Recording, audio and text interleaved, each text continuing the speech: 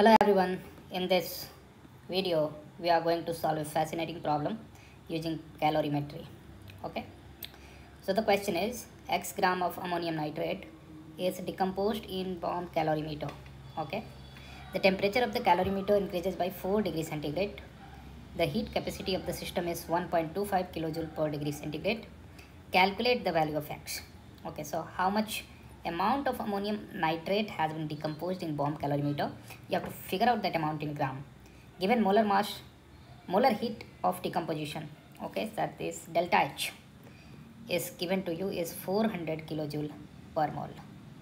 Okay, so let's solve this. First of all, let's write the equation of this decomposition reaction. This is ammonium nitrate. If it will decompose, it will give you nitrous oxide and water. Okay, now we'll figure out what is the heat transfer in bomb calorimeter basically. So the total heat evolved because of this decomposition, right? It's exothermic reaction.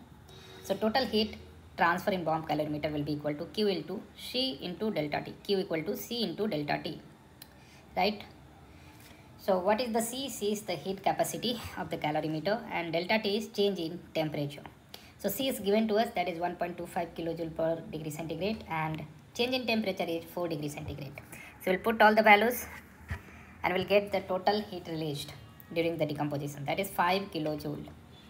Now we'll apply the conservation of energy now that the heat released by decomposition of ammonium nitrate is same as heat absorbed by the calorimeter.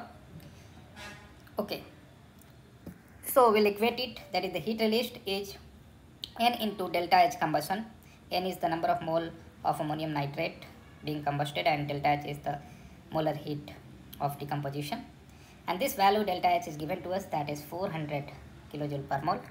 So we'll put the value N into delta H and that is equal to Q, that is 5.